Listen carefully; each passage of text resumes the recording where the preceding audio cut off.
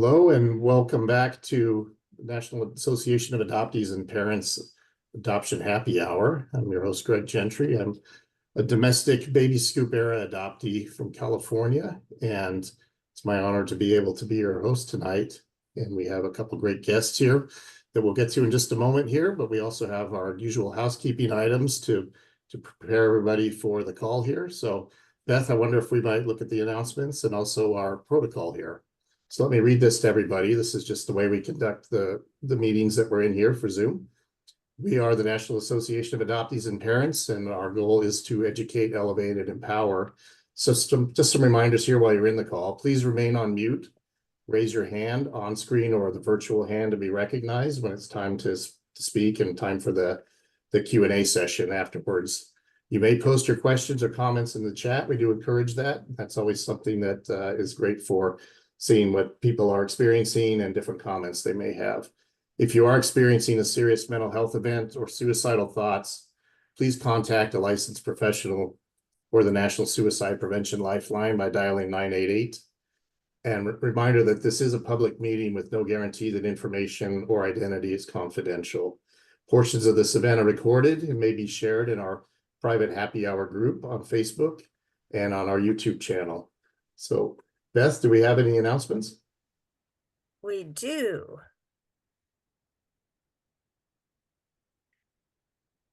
Just a reminder, or maybe new information if this is your first time to be at happy hour, but we do have happy hour the first and third Friday of every month with a variety of guests, and we have a great time getting together as the community. We have other programming throughout the month also. Next up will be First Families with Amy Seek, and that will be June 12th. And then the next week will be Dr. Joyce with her reunion support group on the 17th of June. This month, Dr. Liz has a conflict and will not be able to be with us the last Thursday of the month, but she will return in July for the program Migrating Toward Wholeness, Rewriting the Adoption Narrative. So you can see we have things going on all month, and we hope that you will continue to join Happy Hour and all of our other programs. That's it for me. Thank you very much, Beth. Well, it's my great pleasure to introduce our guests tonight, Lora Alegria and Lilly Anspach. I'd like to just read a brief bio from each of them, and then we will get started in our discussion here, the title of which is Unlinked, Adoptee, Estrangement, and the Freedom to Choose. So Lora K. Joy / Lora Alegria. Lora is a domestic same-race adoptee. She is fully estranged from her adoptive family and reunited with both maternal and paternal biological family. In 2022, she legally changed her name back to her birth name. Laura's biological mom reclaimed her through an adult adoption.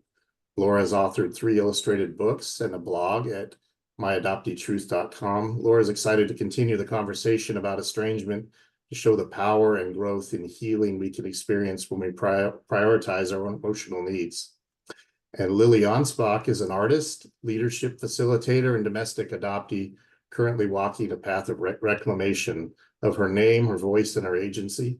After decades spent building a successful career in corporate leadership, Lilly is now focused on integrating personal healing with professional purpose. Her journey through unconscious estrangement from her adoptive family into a more conscious, compassionate boundary has been deeply supported by her work in ketamine-assisted therapy and integration. Through creative practices like clay work, storytelling, and experiential learning, Lilly now creates spaces for others to reconnect with their own truths. She believes self-leadership begins with self-trust, and the healing is both personal and systemic. So a great welcome to Lora and Lilly. Thank you so much for being here on Adoptee Happy Hour.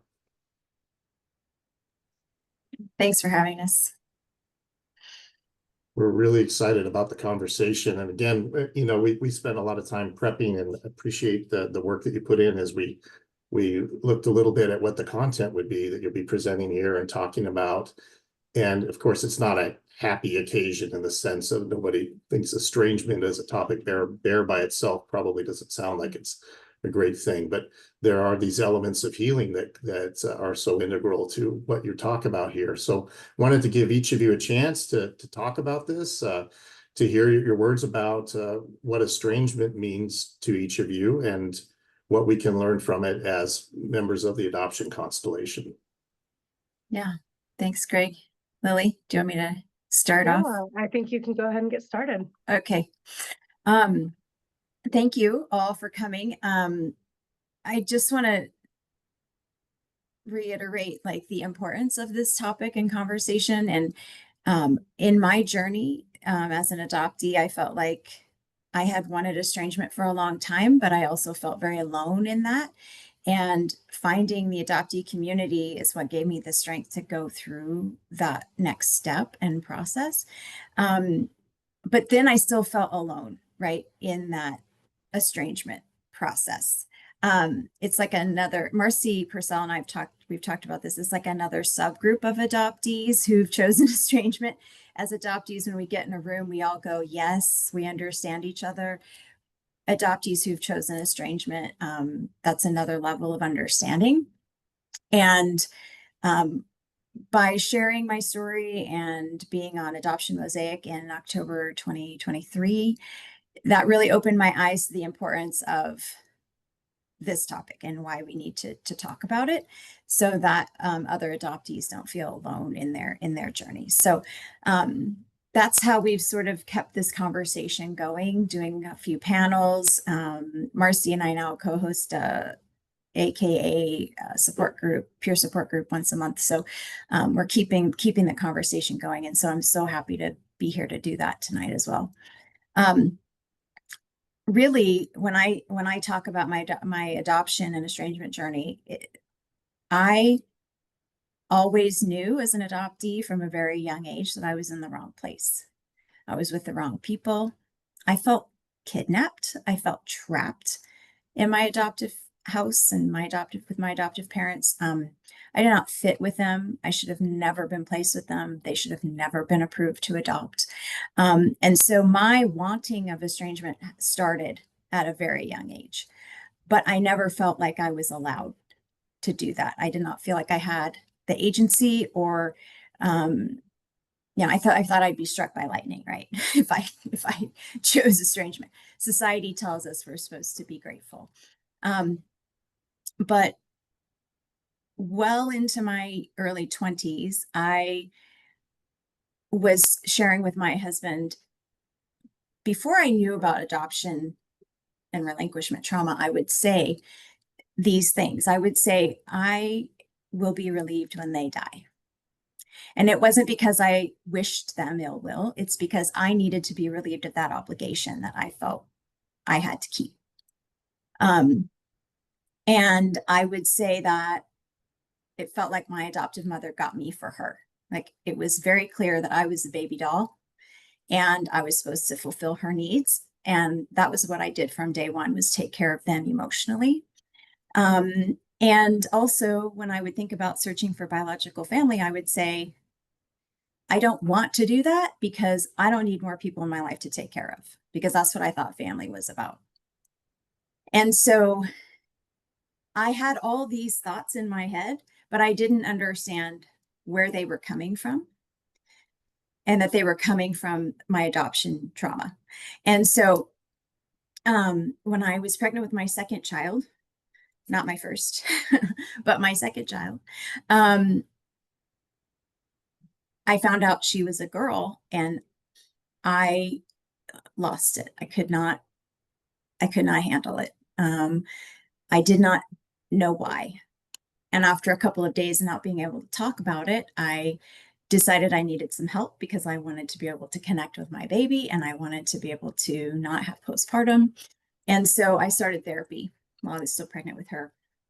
And that's by the luck of the universe, my therapist understood adoption trauma, or at least a little bit. And she gave me a book to read. And it was 20 Things Adoptive Kids Wish Their Adoptive Parents Knew. And the author's name is escaping me now. But she's an adoptive mother. And there was a phrase in that book. It was another adoptee saying, I remember feeling, where's my mom? And that is all it took. Those 3 words. Those 3 words put me on the floor. I was bawling. I was sobbing. And what came to the surface was my newborn baby self. And what my newborn baby self needed to grieve. And what I'd been carrying around my whole life, I was 29 at the time, was this grief from this newborn baby. And so I sat on the floor crying and sobbing and let that baby grieve and let that grief wash through me. And once I stood up from that, I was a different person. And that's what propelled me to find my adoptive mother, my biological mother. And I connected with her by the end of the pregnancy, by the time my baby was born. So we met 6 months later, and we've been in reunion ever since. That was 2008. I thought that was all the work I had to do. And I still felt like I was the only adoptee in the world. So fast forward to 2020, and I found adoptee support groups on Facebook. Whoa, there's other people like me. And they were saying things that I had been feeling my whole life. And then I found Adoptees On, and then I found this community. And once I found out I wasn't alone, that's what gave me the strength to start the process of setting boundaries. I would say that I had moved across the country, and so I had already established like a physical estrangement. There was a thread of connection left that was just obligatory. And as we talk about estrangement in these different panels in our peer support group, we talk about different types of estrangement. It's not all or nothing. No contact is not the only option. You can be estranged from someone that you're sharing, space with. There's emotional estrangement. There's physical estrangement. There's no contact. There's texting on birthdays and holidays only. There's different levels of this, and people choose to go in and out. So you can choose estrangement for a period and then decide, I'm going to try to go back in. For me, when I talk about estrangement, it's about safety and agency. And so that was my purpose for choosing estrangement, because like I said, there was emotional abuse my whole life, my whole growing up. And so when I found out I wasn't the only one, the only adoptee in the world, I started therapy again, and I was able to walk through that process supported by an adoptee competent therapist, fully. She was an adoptee herself. And all I needed to do was set boundaries. I didn't have to hold any boundaries, because setting the boundary was enough to make the other people explode. So I knew my whole life how that was going to go. But then they proved me right. Like, I gave them the opportunity to surprise me, and they did not.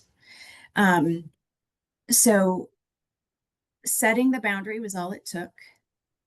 But I kept setting several boundaries. Like, I would block on Messenger. I would then block on my phone. Like, it was a slow pull of the Band-Aid. And with every boundary I set, and like, I'm not going to respond to this message now, I'm not going to engage, I felt freer and lighter. And I felt that liberation that I thought I would feel when they died. And so with each step in that process, that's what showed me I was doing the right thing for myself. So that was in 2020.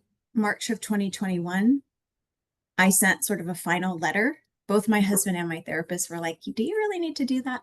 I'm like, yeah, I need to do it for me. It was very short, like 3 sentences. Like, I've pretended there's been a connection longer than there really has.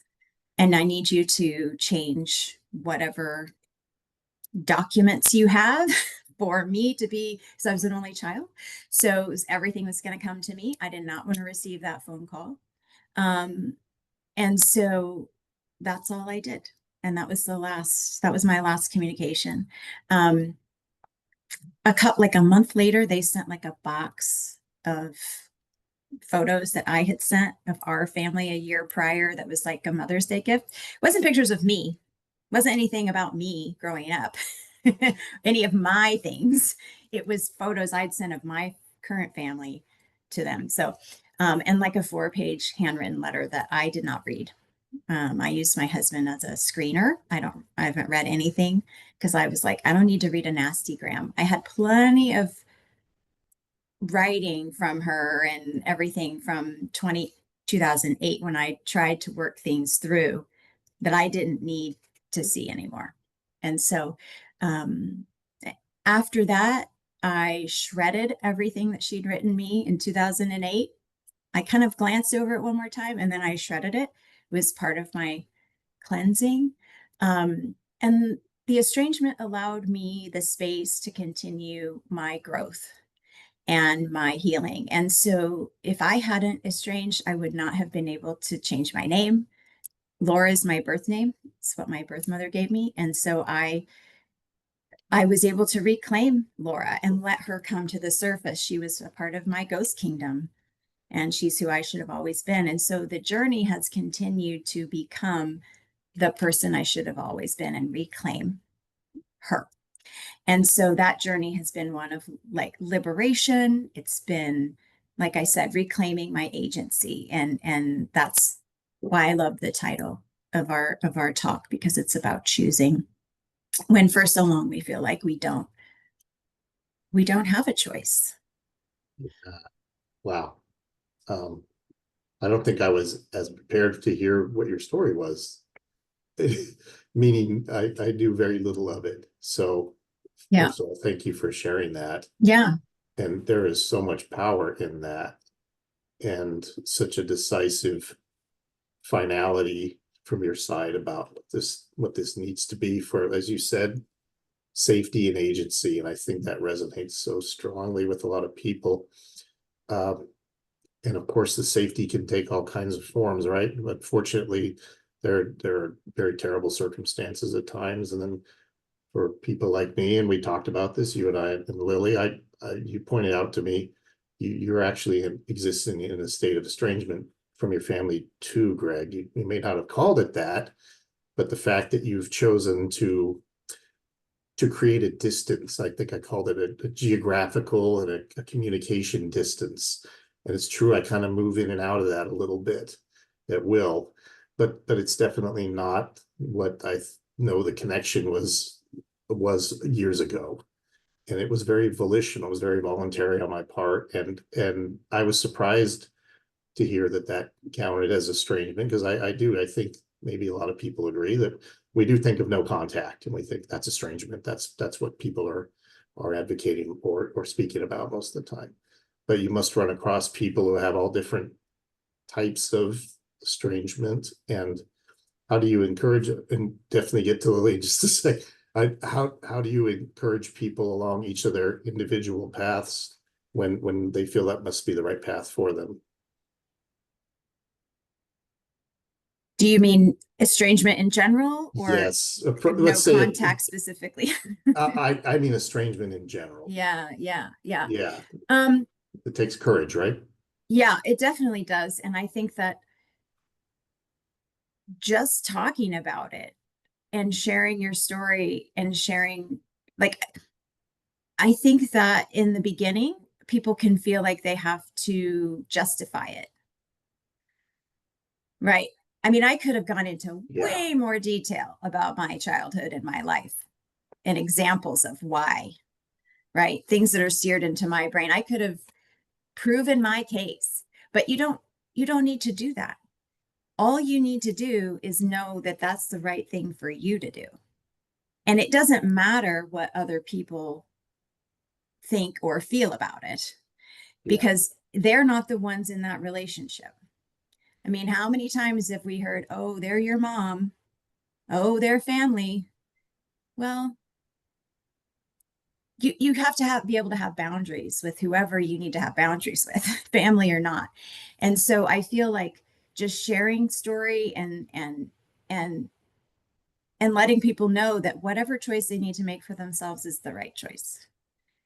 Thank you. Thank you for that answer. Yeah. That is what I was looking for. Mm. And yeah, what a great, a strong introduction here. Lily, let's turn to you and hear some of your thoughts. Thank you, Lora. Yeah, so it's funny because I know Laura's story because we're friends, and she has walked me through a season of my own estrangement, and it's fascinating because there's some things that are really similar in our stories and some things that are very, very different. So like Lora, well, let me just start. So I'm a domestic same-race adoptee. I was born in 1977. I was relinquished 21 days later. Well, I was relinquished at birth and adopted 21 days later to a middle-class, working-class, very religious couple who couldn't have children and carried a tremendous amount of shame about not being able to have children. And so they adopted me, and then 3 years later, they adopted my brother. We both always knew we were adopted, but it was definitely not a safe topic. It was, and it's funny, by just describing what adoption was in our family kind of sets the tone for everything now that I can see it, right? So it was known, but not allowed to question, talk about, or admit. And then it was always turned into something amazing, right? So like you couldn't talk about it, but it was amazing.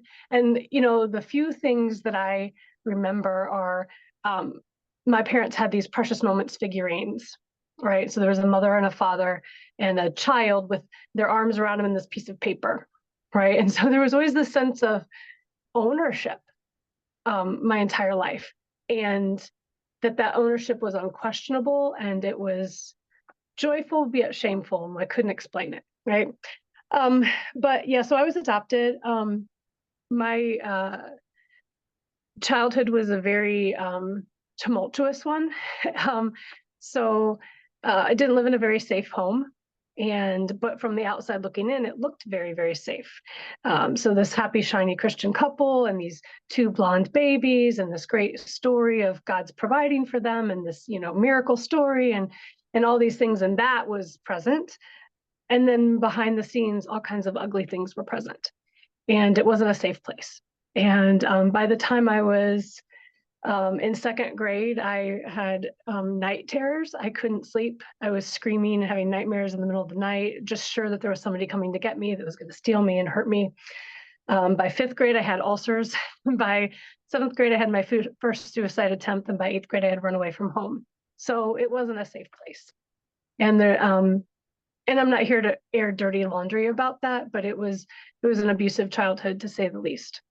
But at the same time, I wanted deeply, deeply to love my parents.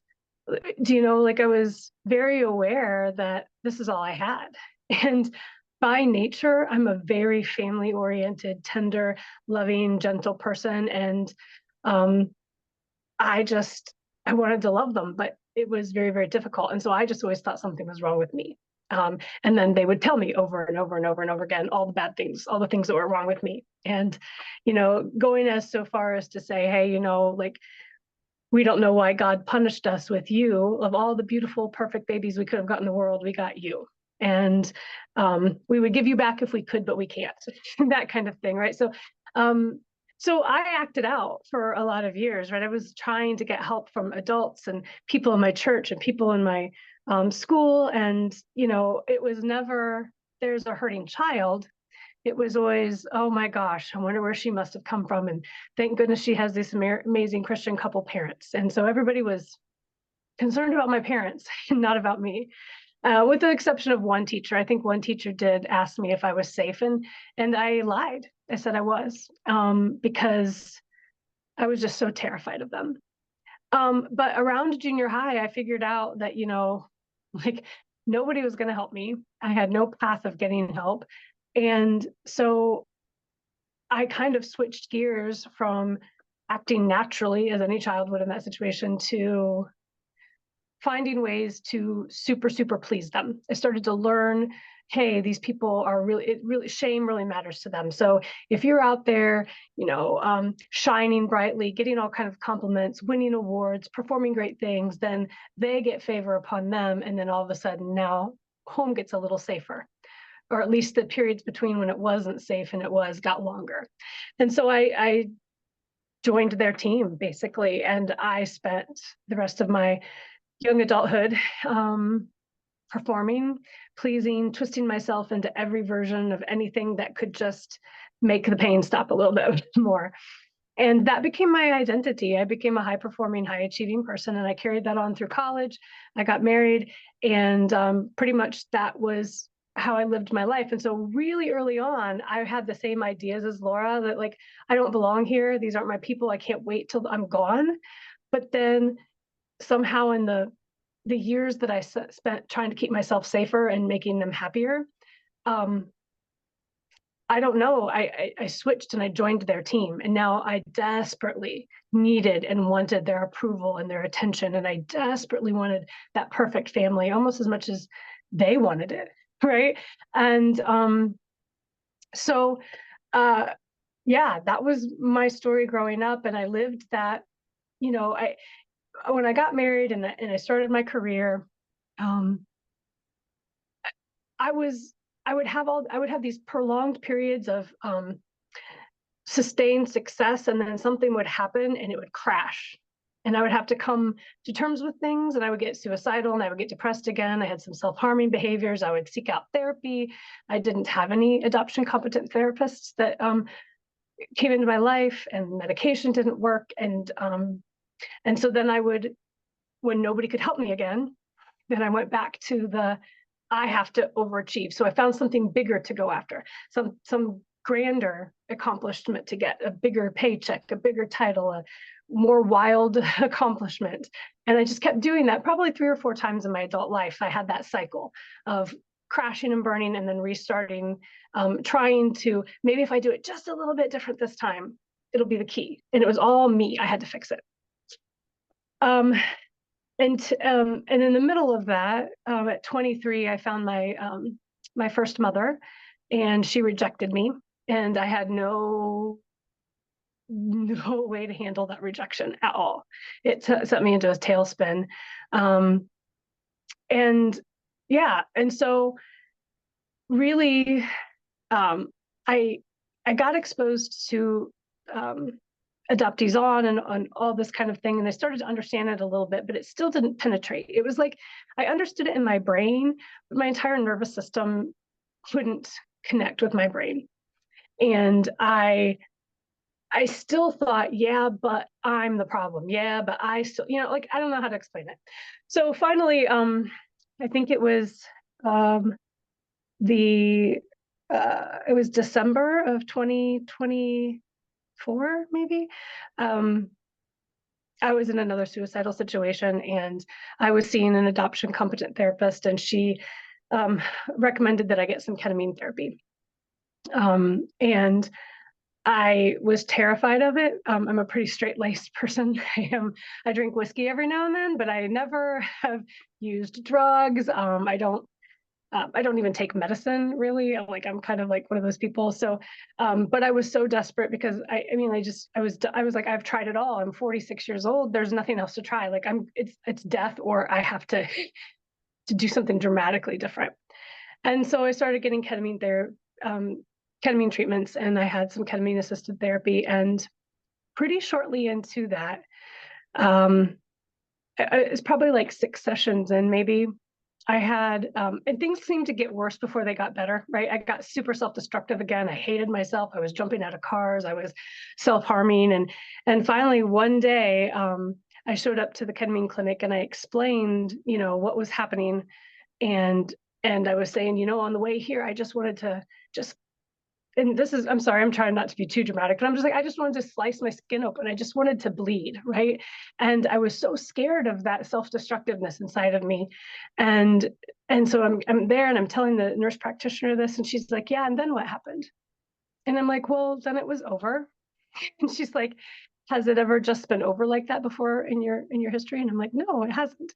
And she's like, well, that's what the ketamine is doing for your brain. It's allowing it to rewrite these neural pathways, these patterns that have been ingrained into you. And she's like, and so your brain for all these years, while you've been getting this therapy, when you've been doing all this reading, when you've been doing all this soul searching, your brain's been like a giant tractor in the mud, and it's just spinning and spinning and spinning. And now you're getting your neural pathways rewritten. And she explained it like that, like now your tractor tire is free and you can move through and you can process these things.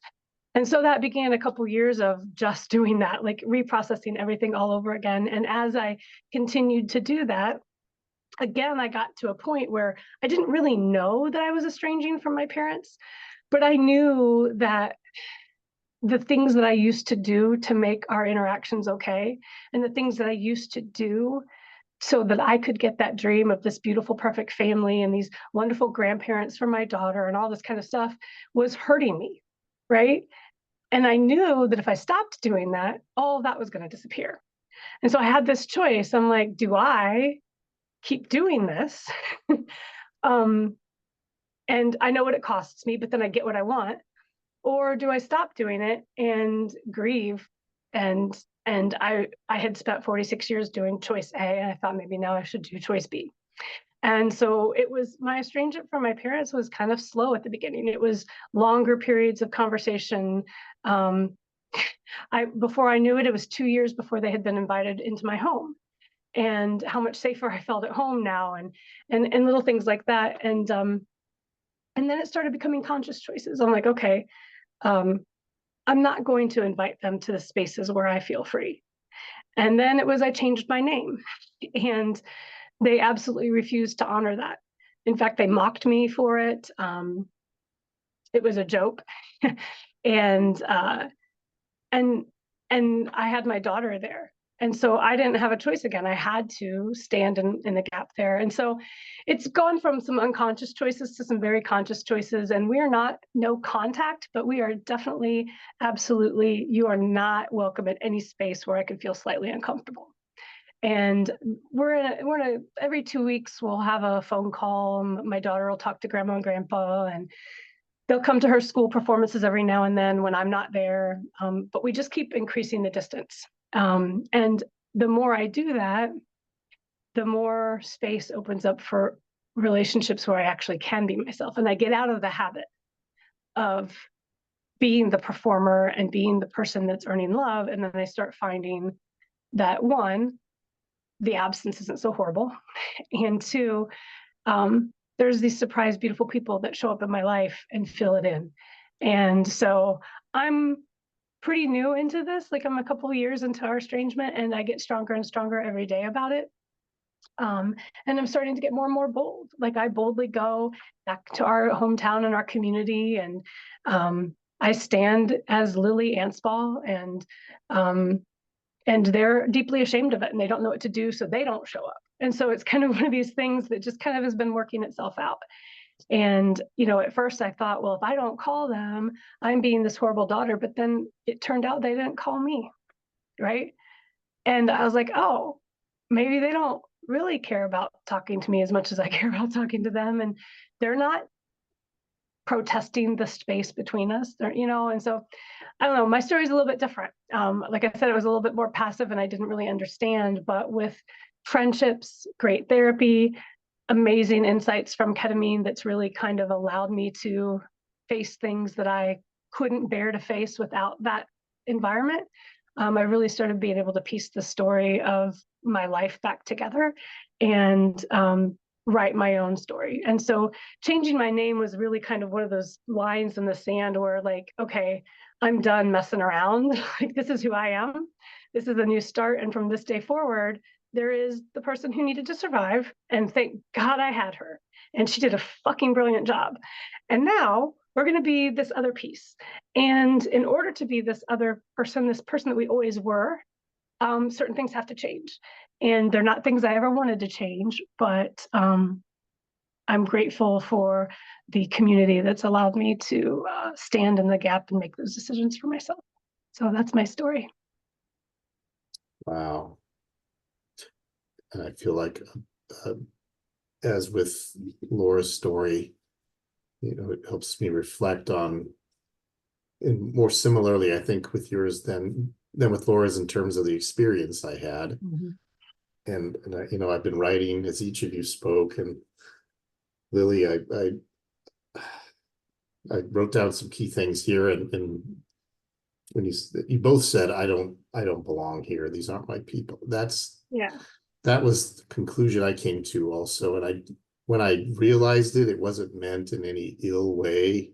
No. It was just, it was like, and I've sometimes compared it like being forced to wear a sweater that's uncomfortable because everybody wants you to wear that sweater, and it's not your sweater. And Right. it doesn't matter how you got it. It's just, it constricts you, and it leaves you aware of unnatural things and how you feel about yourself and other people. So you both have shown tremendous courage to throw that off in the stages that you did that. And then, you know, this is similar also, which you said, I wanted to love them. Something is wrong with me at that stage. I still go through that. Well, they love you so much. I know. Well, and you know, and so I wanted to share with everybody today. I texted Laura about a couple hours ago, and I'm like, oh my gosh, I'm feeling so tender right now. And I noticed that all day long, I had this feeling of I'm going to be in trouble for talking about this, right? Yep. And so those things, they're in us still, right? I mean, we still have that kid who thinks they're going to be in trouble for something. And, you know, they're not going to listen to this. They don't know. And if they do, there's nothing wrong. I said everything that's actually honest and true. And I'm not responsible for the truth. I'm just responsible for speaking it. It's not my fault that happened. And it's not my responsibility. My responsibility is taking care of myself and my family in the way that aligns with my values and my beliefs. And the only way I can do that is with space. There's so many profound things in both of you. I feel like I'll get in trouble too for being host on an adoptee. Right? Oh yeah. So, and no matter how many times I do things like that, I feel like somebody's going to find out. What am I? Yeah. And it is like a very juvenile part of me, but not like immature juvenile, but very young. Right? It's a very young part. And you know, that when you talked about the precious moments thing, I think that's what I was also, words of ownership kind of were used on you or ours, and that was told very deliberately, very sternly to me, and it was meant to be like, you know, we weren't fooling around with this here, you know. And I was like, okay. Well, but and mine was intertwined with religion too, right? God.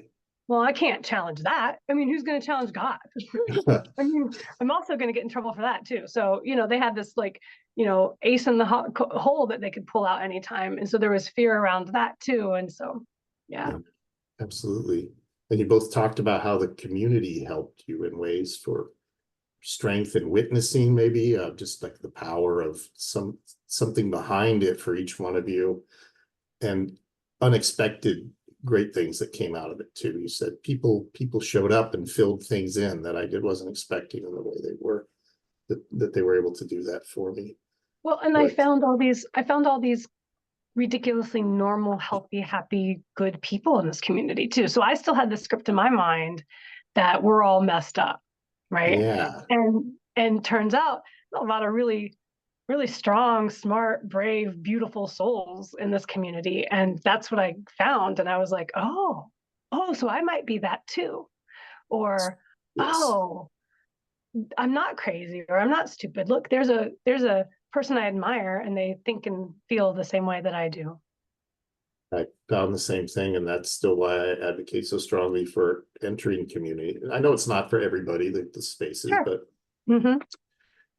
the good things that can be there are so wonderful to experience when you can.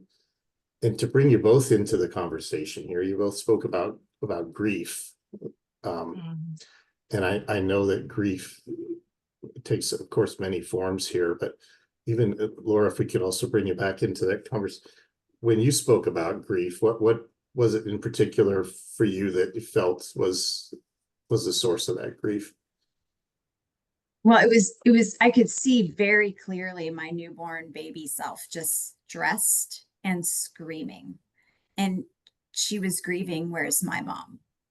It was the grief of being taken away from my mom at birth, and that I was looking for her and she wasn't there. And I'd been carrying that my whole life and didn't realize it. That was unprocessed.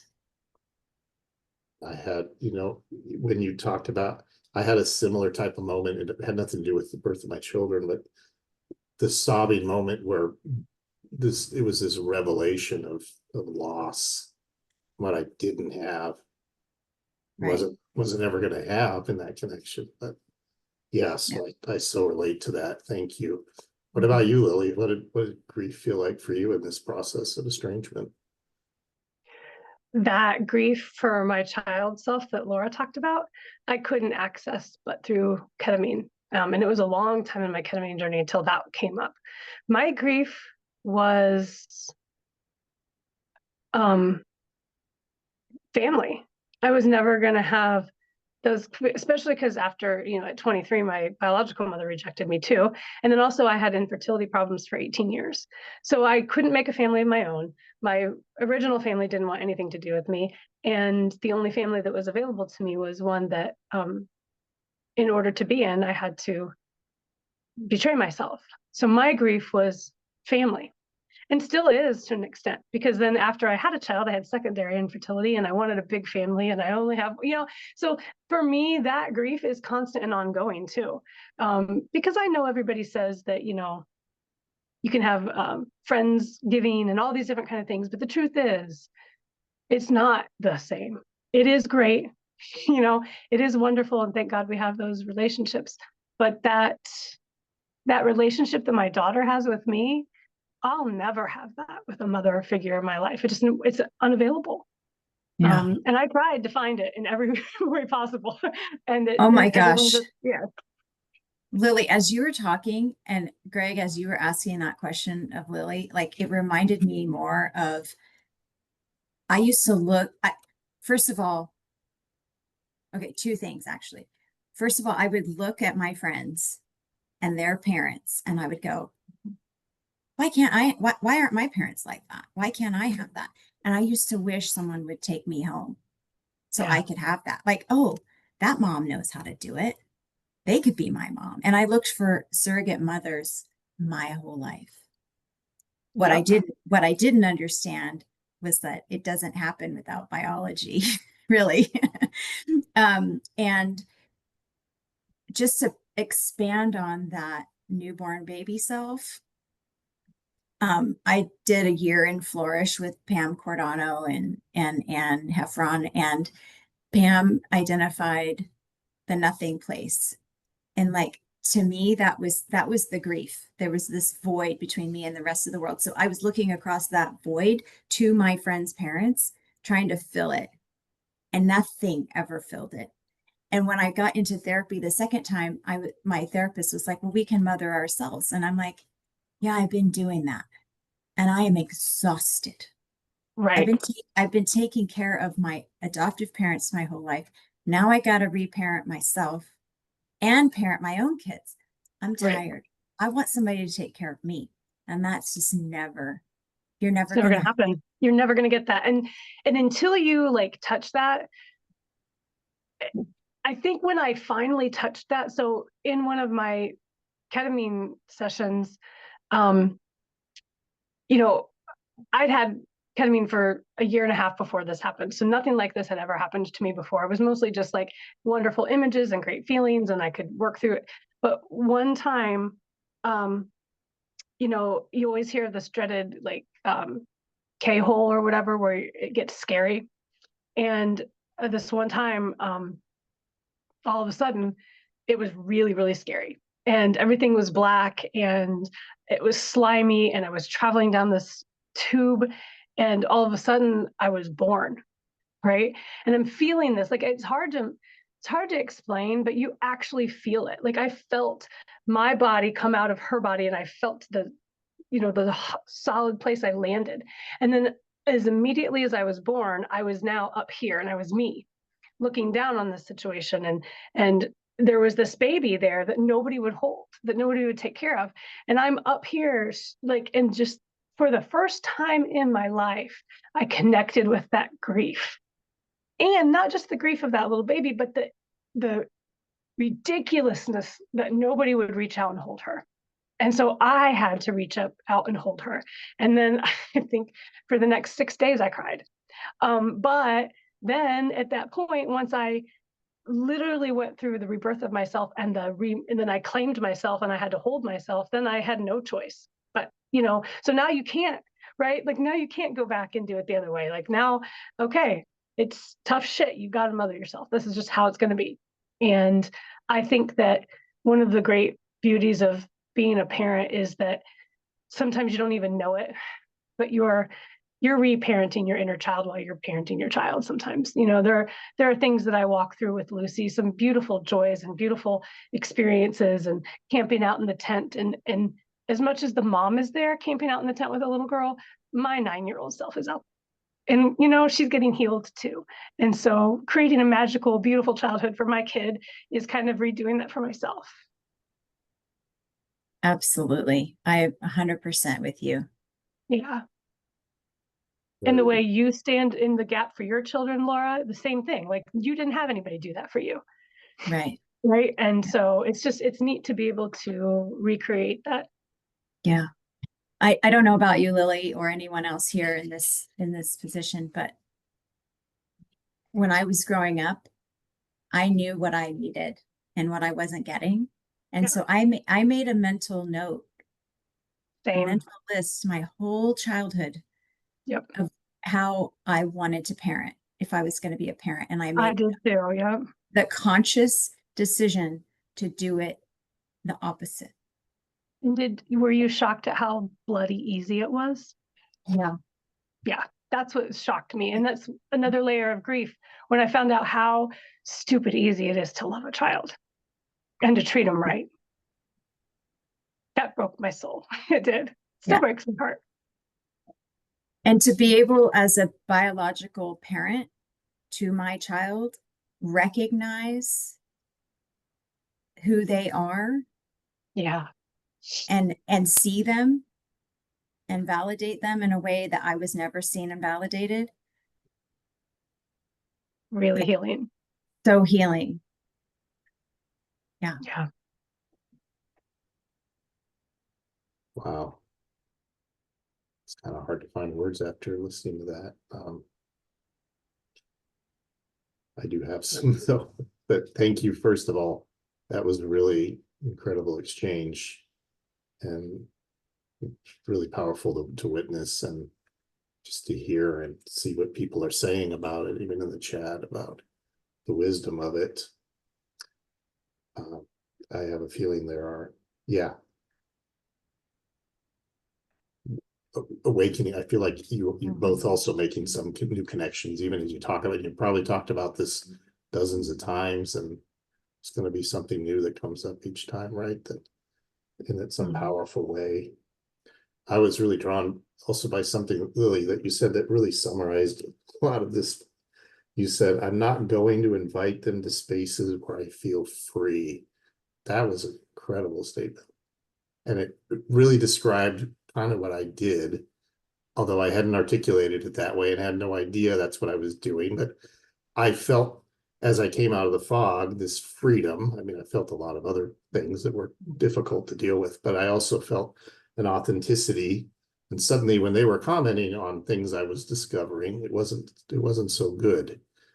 And I made a very willful sounds defiant, a very volitional decision to say, you're not going to be in here anymore commenting on things that I'm discovering about myself. And I didn't allow that part of my freedom to be taken away. But you've just given me a really nice encapsulation of what that is like and why it was so strong for me.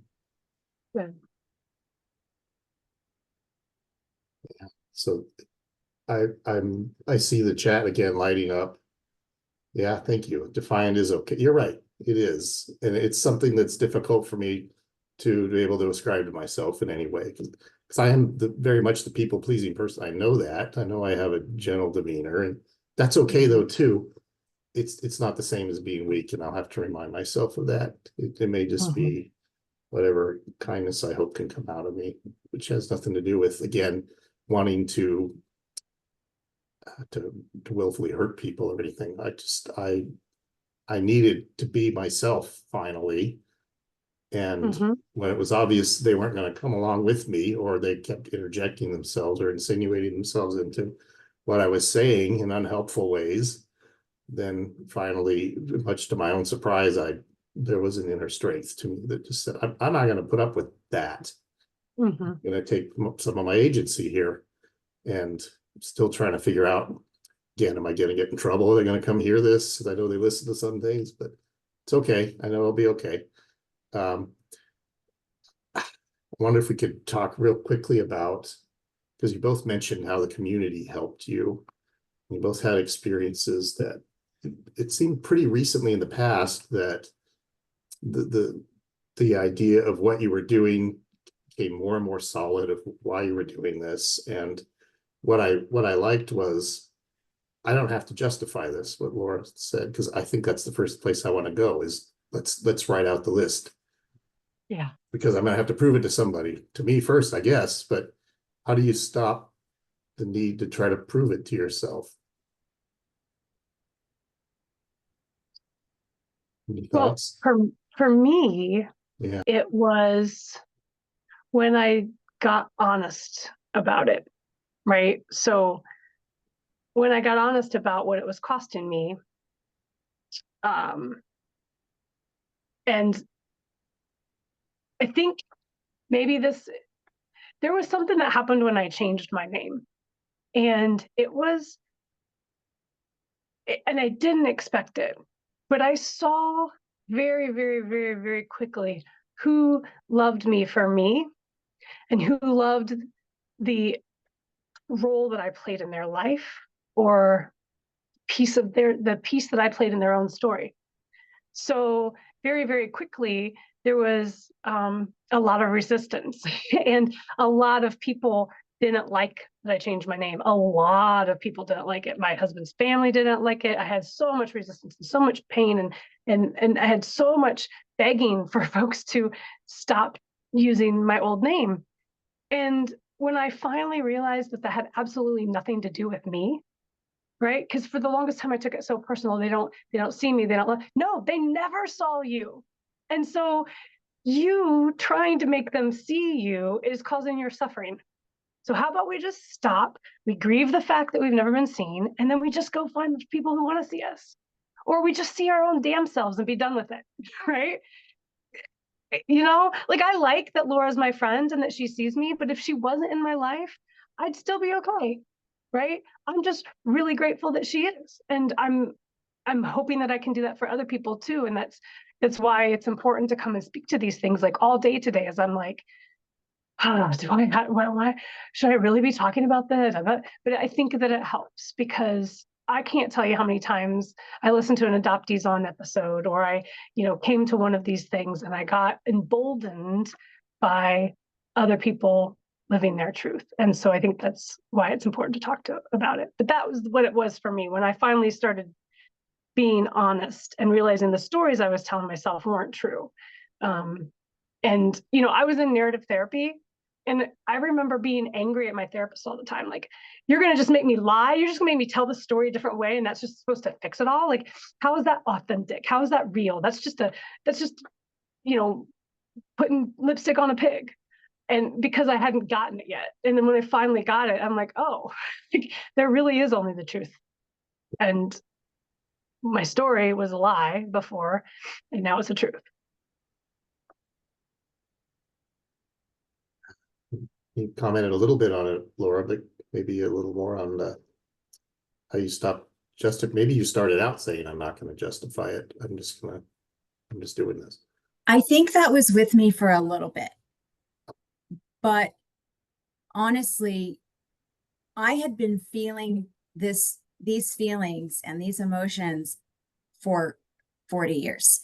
So when I heard other people put words to it, and I knew I was allowed, that's all I needed. And so when other people in the community spoke their truth, that validated me. And I was then able to step into my own healing and growth and power. And that's what I continue to do, and just try every day to stay with that authentic self. And as we talk about people's reaction to our choices, the people who get the most angry at us or aren't validating us or aren't seeing us are the people who benefited from us staying small and not speaking our truth. So that's number one. Number two, we are on a healing journey, right? Everyone in this room is on their journey. And a lot of people in our lives are doing their own work. They never have and they never will. So we are now outgrowing them, and they are not keeping up with us. And we are outgrowing them. And that's okay too. I want to real quick ask a couple of questions in the chat that you probably have seen. One of them, Lily, was whether you changed your name to your birth name. No, I didn't. Okay. When I found my biological mother, when I found her, she rejected me, but then like 13 years later, we did connect, and we are in reunion now. And it's a very boundaried reunion. Nothing bad, just boundaried, so it doesn't get bad. But she was going to name me Sarah. And I had always wanted to change my name. And I had this fantasy that I was going to change it to whatever my mom named me. And Sarah was not my name. And so there's a story about how Lily came about, and I'll tell that another time. But it was my own choice. Yeah. And then before we wrap up here, that there is a really interesting question here about, and let me just read it. My experience has been that lots of folks in the adoption triad community are not supportive of estrangement and encourage continued connection with adopted and or birth families. Do you have thoughts on that? I actually have the opposite experience. I know more people who are estranged, I think.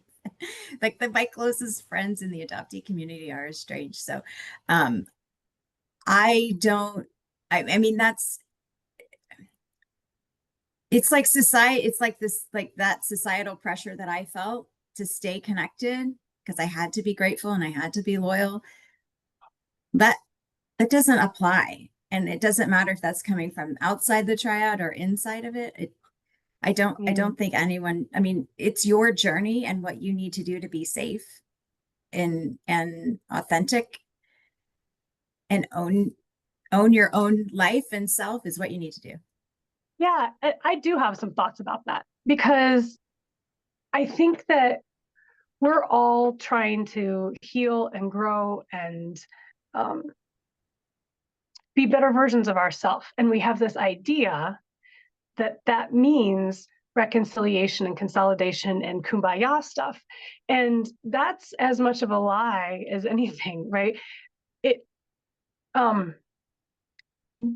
don't, believe it or not, and you guys have heard a lot of my story, I don't have ill will, bad feelings towards my parents at all. I still grieve it on a regular basis. I still get that pang every second Sunday when I would normally call them, right? I still have that yearning and that, and I understand. I know who they are. I know what they went through. I know they're not capable of doing their work to be in relationship with me, and I just have to grieve it.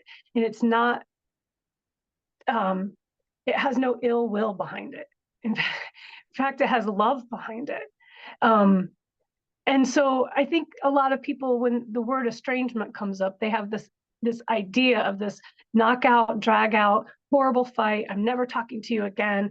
That's done. I'm ghosting you and it's over. And I don't know. I don't think I've heard hardly any stories like that. I think most of them are very loving stories, because we want to live in love and connection and community, we have to exclude certain folks from our circles. And there's nothing wrong with that. 100%. I want to just echo that and say, like, we have never, at least I have never felt like I was allowed to be myself. And so if estranging is what I need to do, that's what you need to do. Sorry, I had other words in my brain that were going to be way better than that, and they just went. But sorry, Lily, I didn't mean to like. No, I think that what else is there to say? Yeah. And for okay, maybe this is where I was going. I wasn't allowed to have boundaries, right? So I didn't have boundaries with anyone. Right. I didn't think I was allowed to say no to anyone.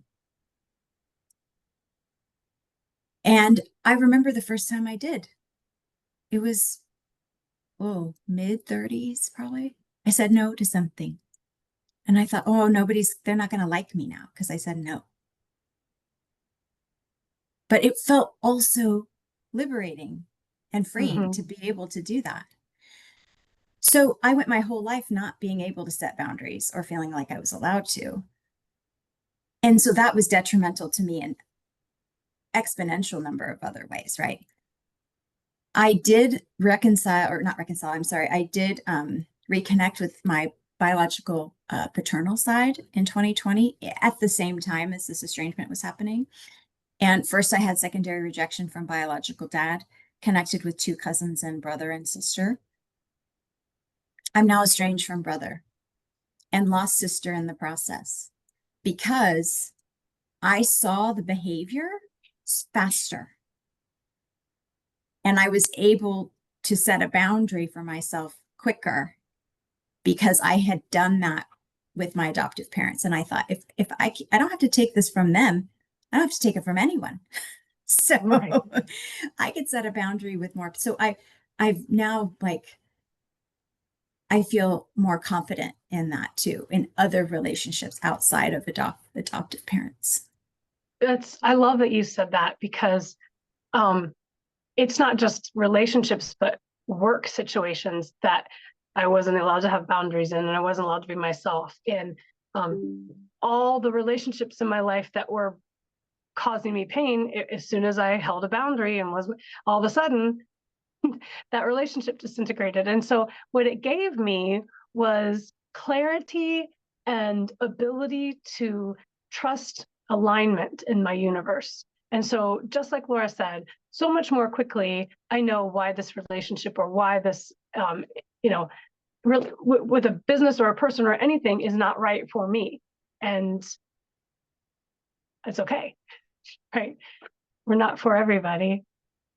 There's plenty of people out there for everyone. I'm just me. I genuinely feel like this is one of the most significant topics I've ever had the good fortune to listen in on, and the way you both shared about this is really, really strong and powerful. And I know we could just go on and on about, you've said some incredible things here.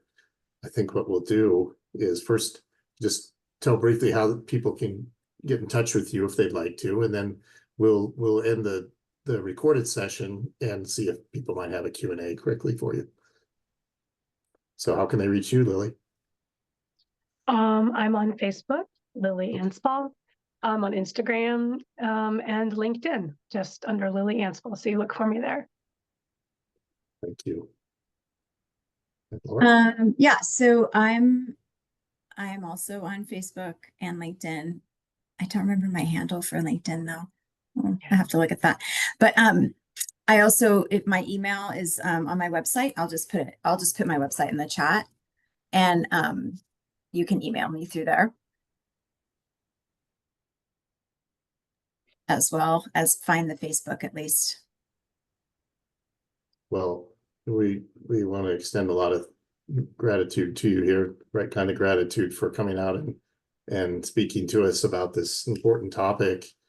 And yeah, it's been very enlightening for me, and I'm sure for a lot of other people. And chat is on fire, so I look forward to hearing what people might have for more intensive questions here. But again, please accept our thanks for coming on, and we wish you well as you continue to carry the message out there in different ways. And it's very important that we hear this. So thanks again. Yeah, thank you for having us. Yeah, thanks for Absolutely. having me. Absolutely. So if everybody would just hold on here in the Zoom call, we will move to Q&A. Thanks again.